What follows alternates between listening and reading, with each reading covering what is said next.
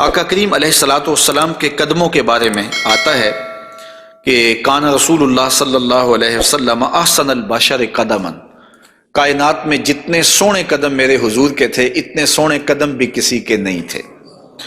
حضرت انس اور حضرت ابو ہریرہ اور ہند بن ابی حالہ رضی اللہ تعالیٰ عنہ حضور کے قدموں کے بارے میں شسن القدمین، اور حضرت امام ترمذی نے مسیح القدمین کے لفظ بولے ہیں کہ نرم آپ کے قدم تھے، اور آپ کے قدم جو ہے وہ چمکدار تھے، روشن تھے، آپ کے قدم پرگوشت تھے، اور آپ کے مبارک پاؤں خوبصورت تھے۔ اور تلوے جو تھے اس کے بارے میں دو روایات ہیں، ایک روایت یہ ہے کہ اخمسان، اور ایک روایت کے اندر لفظ ہیں لیس لہا اخمس، کہ جو تلوے ہیں وہ درمیان سے جو ہیں وہ پرگوشت تھے، اور ایک ہے کہ درمیان سے پرگوشت نہیں تھے۔ تو یہ دو روایات کی تطبیق کیسے ہوگی؟ بعض نے کہا کہ حضور کے مبارک تلوے جو تھے وہ درمیان سے پرگوشت نہیں تھے، اور بعض نے کہا کہ بالکل درمیان سے پرگوشت ہی تھے اور بالکل سیدھے تھے۔ علماء نے کہا کہ درمیان سے خلا تو تھا، لیکن جب حضور قدم رکھتے تھے تو آقا کریم علیہ السلام قدم جو ہے وہ پوری طرح جماؤ کر کے رکھتے تھے، اور جب وہ نقش بنتا تھا تو وہ نقش پورا بنتا تھا۔ اور یہاں محدثین نے کمال کر دی، کہا رب نے یہ نہیں چاہا کہ میرے محبوب کے تلووں کا نقش ناتمام بنے، نقش پورا بنتا تھا۔ تو جنہوں نے نقش کو دیکھ کر تلووں کا اندازہ لگایا انہوں نے کہا کہ نہیں، وہ تلوے بالکل برابر تھے اس لیے کہ نقش پورا بنتا تھا، اور جنہوں کو تلوے دیکھنے کی سعادت نصیب ہو گئی تو انہوں نے کہا نہیں، ہم نے دیکھے ہیں کہ جو ہے وہ درمیان میں جو ہے وہ کم گوشت تھا اور اطراف میں گوشت زیادہ تھا۔ تو صحابہ نے حضور کے تلووں کے بارے میں یہ رائے بیان فرمائی ہے۔ حضرت ابو ہریرہ رضی اللہ تعالی عنہ فرماتے ہیں انہ صلی اللہ علیہ وسلم کان اذا مشى علی الصخر غاصت قدماہ فیہ، جب کبھی آپ ننگے پاؤں چلتے کسی پتھر کے اوپر، کسی چٹان کے اوپر، تو وہ چٹان اور پتھر حضور کے لیے نرم ہو جاتے، اور آقا کریم علیہ السلام کے مبارک قدم جو ہے اس پتھر کے اندر جو ہے وہ دنس جاتے اور نشان بن جاتے۔ جس طرح مقام ابراہیم پہ آپ دیکھ سکتے ہیں کہ حضرت اسماعیل علیہ السلام کے قدموں کے نشانات اس پتھر نے محفوظ کر لیے، تو یہ پتھر جن پتھروں پہ حضور چلتے تھے وہ اپنی چھاتی پہ حضور کے تلووں کے نشان محفوظ کر لیتے تھے۔ سلطان قاتبائی نے باقاعدہ ایک ایسا پتھر جس پر حضور کے قدموں کے نشانات موجود تھے وہ 20,000 دینار میں اس زمانے میں خریدا، اور خرید کے ساری زندگی اپنے پاس رکھا، اور مرنے سے قبل وصیت کی کہ جب میں مر جاؤں تو یہ پتھر میری قبر کے سرہانے لگانا۔ علامہ خفاجی علیہ رحمہ نسیم الریاض میں لکھتے ہیں کہ وہ پتھر آج بھی ان کی قبر کے سرہانے پہ لگا ہوا ہے، اور لوگ اس کو اپنے لیے اعزاز سمجھتے تھے، اور یہ وہ قدم ہیں کہ جہاں آتے اس جگہ کی قسمت جاگ پڑتی۔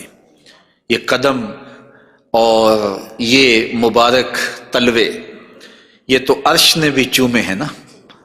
اعلی حضرت نے کیا خوب کہا، زہے عزت و اطلاع محمد، کہ ہے عرش حق زیر پائے محمد، کہ عرش حق حضور کے قدموں کے تلے تھا، اور یہ تلوے وہاں عرش الہی پہ لگے ہیں، اور یہ وہی تلوے ہیں جو حضرت جبریل امین کو چومنے کی سعادت بھی ملی ہے۔ جب معراج کی شب حاضر ہوئے تو محبوب استراحت کر رہے تھے، تو جبریل عرض گزار ہوئے کہ محبوب تیرا نبی تو سویا ہے، تو آواز آئی یا جبریلو قبل قدمہ، میرے محبوب کے قدم چوم لے۔ تو جبریل امین نے حضور کے قدم چوم لیے، تو پھر کیا لطف آیا ہوگا۔ کسی نے تصور میں جبریل سے پوچھا کہ حضور کے قدم چومے تھے، تلیاں چومی تھیں، تو بتا کیا کیف ملا؟ تو اس نے زبان حال سے کہا، نہ جنت نہ جنت کی کلیوں میں دیکھا مزہ جو محمد کی تلیوں میں دیکھا۔ حضور علیہ السلام کے مبارک قدم جہاں پڑتے وہاں رحمتیں اور برکتیں ہی نازل ہوتی۔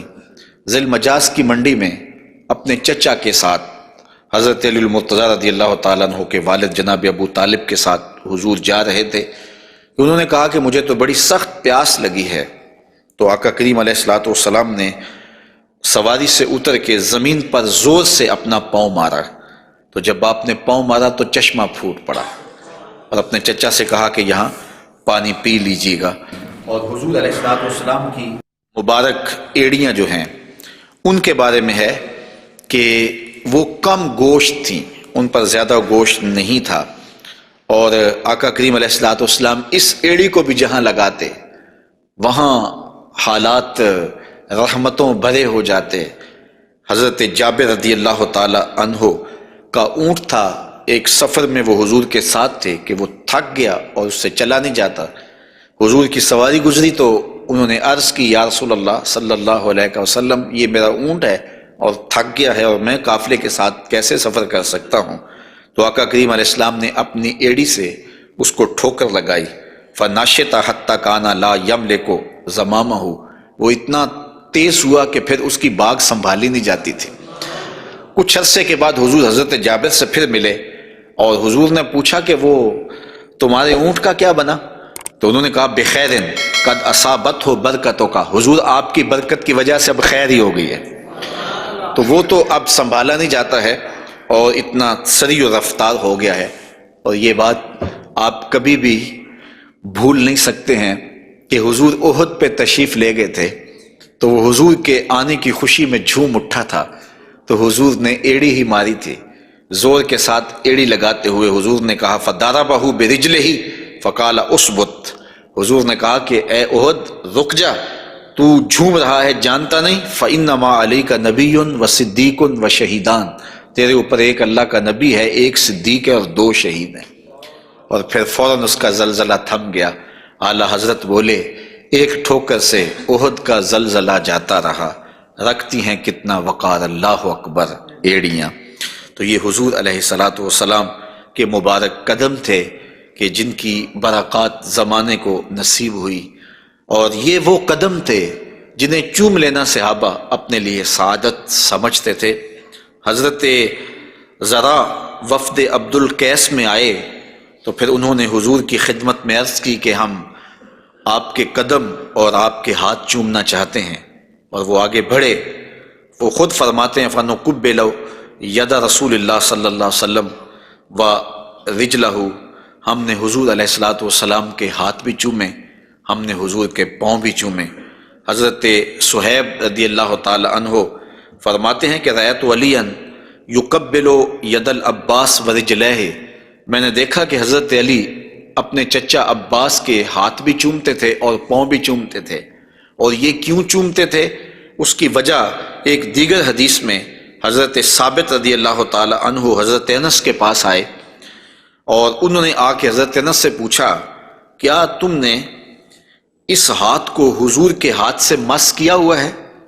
تو حضرت انس نے کہا کیوں نہیں، یہ سعادت مجھے ملی ہے کہ ان ہاتھوں نے حضور کے وجود کے بوسے لیے ہیں اور حضور کے وجود کو چھوا ہے۔ فقبلہا، تو حضرت ثابت نے حضرت انس کا ہاتھ چومنا شروع کر دیا کہ یہ وہ ہاتھ ہیں جنہوں نے حضور کو چوما ہوا ہے، جنہوں نے حضور کو چھوا ہوا ہے، جنہوں نے حضور کے بدن رحمت سے مس کیا ہوا ہے۔ تو حضرت علی المرتضیٰ حضرت عباس کے ہاتھ چومتے تھے۔ تو آقا کریم علیہ الصلوۃ والسلام کے قدم بھی حضور کے ہاتھ بھی صحابہ عقیدت سے چوم لیا کرتے تھے، اور یہ واقعات کبھی ہوتے تھے اور عقیدت کا یہ رنگ صحابہ کے ہاں پایا جاتا تھا۔ حضور نبی رحمت صلی اللہ علیہ وآلہ وسلم وہ قدم جو برکتوں کے لیے، رحمتوں کے لیے اگر کسی اونٹ پہ لگتے ہیں تو وہ تیز ہو جاتا ہے، اور اگر زمین پہ مارتے ہیں تو چشمہ پھوٹ پڑتا ہے، اور اگر پہاڑ پہ لگاتے ہیں تو اس کا زلزلہ رک جاتا ہے۔ ان قدموں پہ کھڑے ہو کے ساری رات عبادت میں گزار دیتے ہیں، حتیٰ تتورم قدماہ، یہاں تک کہ حضور کے مبارک قدم سوج جاتے ہیں، اور اللہ کے یوں شکر گزار بندے بن کے اپنی زندگی حضور گزارتے ہیں۔ تو آقا کریم علیہ الصلوۃ والسلام کے مبارک قدم خوبصورت تھے، اور اس کی تلیاں بھی خوبصورت تھیں، قدموں کا حسن بے مثال تھا۔ اور آقا کریم علیہ السلام کی پنڈلیوں کے بارے میں، حضور کی پنڈلیوں کے بارے میں حضرت جابر بن سمرہ رضی اللہ تعالی عنہ سے مروی ایک روایت سنیے۔ فرماتے ہیں کان فی ساق رسول اللہ صلی اللہ علیہ وسلم حموشۃ، آقا کریم علیہ الصلوۃ والسلام کی مبارک جو پنڈلیاں تھیں وہ نرم و نازک پتلی اور خوبصورت تھیں۔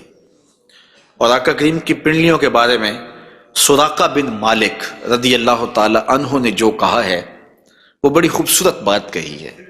آپ سمجھتے ہیں، آپ جانتے ہیں کہ جب حضور مکے سے ہجرت فرما کے مدینہ تشریف لے گئے تو 100 سرخ اونٹ انعام حضور کی گرفتاری کے لیے رکھا گیا۔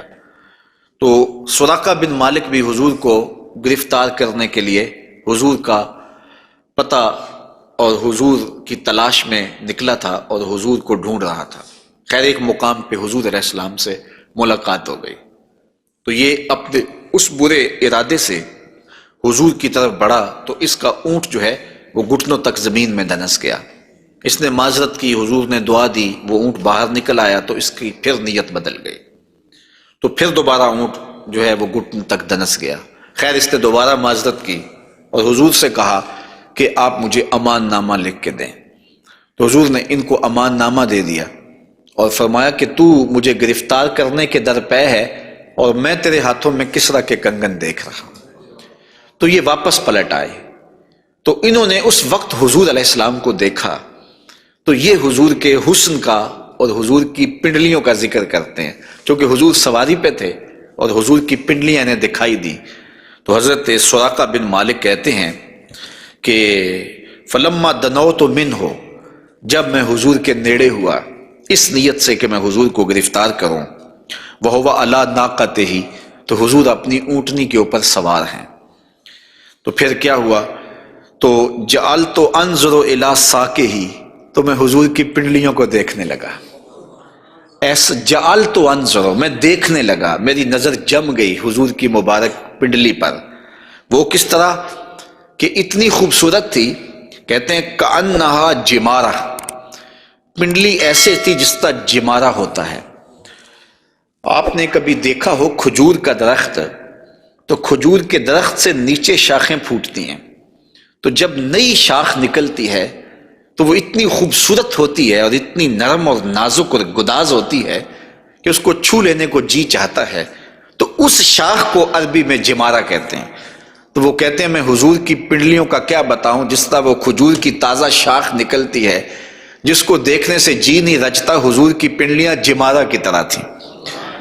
تو یہ انہوں نے ایک اپنے محاورے کے مطابق مثال دی، ورنہ حضور علیہ السلام کی پنڈلیوں کے لیے کوئی لفظ ہی نہیں ہے جو اللہ نے اپنے محبوب کو پنڈلیوں کا حسن دیا۔ اچھا حضور کی پنڈلیوں کے بارے میں سنو میرے امام اعلی حضرت نے کیا کہا، کمال کر دی۔ ساک اصل قدم شاخ نخل کرم، اعلی حضرت فرماتے ہیں ساک اصل قدم، جو پنڈلی ہے، جو قدم کی اصل ہے، شاخ نخل کرم، جو کرم کی کھجور ہے یہ اس کی شاخ ہے۔ اللہ اکبر، شم راہ اصابت پہ لاکھوں سلام۔ تو حضور علیہ السلام کو اللہ تعالیٰ نے پر نور، پتلی اور جو ہے وہ گوری رنگت کی اور لطیف اور خوبصورت پنڈلیوں سے نوازا تھا۔ اور حضور کے زانوئے منور کے بارے میں حضرت علی المرتضیٰ رضی اللہ تعالیٰ عنہ فرماتے ہیں دخم الکرادیس، رسول کریم صلی اللہ علیہ وآلہ وسلم کے مبارک زانوئے نور کے بارے میں دخم الکرادیس کے لفظ بھی ہیں، اور دوسری روایت مروی ہے سعد ابن ابی شیبہ سے، اس میں لفظ ہیں کان رسول اللہ صلی اللہ علیہ وسلم جلیل المشاش، آقا کریم علیہ السلام کے زانو مبارک مضبوط تھے، پرگوشت تھے اور خوبصورت تھے۔ اور اعلیٰ حضرت یہاں بھی اپنی محبت کا اظہار کیے بغیر نہیں رہ سکے، فرماتے ہیں انبیاء طے کریں زانو ان کے حضور، انبیاء طے کریں زانو ان کے حضور، زانوؤں کی وجاہت پہ لاکھوں سلام۔ یہ وہ زانو ہے جہاں نبی بھی زانو طے کریں، یہ وہ شان ہے ان زانوؤں کی۔ حضور نبی رحمت صلی اللہ علیہ وآلہ وسلم کے مبارک قد انور کے فضائل بھی آپ نے سنے، حضور نبی رحمت صلی اللہ علیہ وآلہ وسلم کی پنڈلیوں کا تذکرہ بھی سنا، حضور کے پائے نور کی باتیں بھی آپ نے سنی، اور اب آقا کریم علیہ السلام کے بطن اقدس اور حضور علیہ السلام کے پہلوؤں کا ذکر آپ کے سامنے کیا جاتا ہے۔ لیکن اگر آپ چاہیں تو ایک چائے میں بھی پی لوں اور ایک آپ بھی پی لیں۔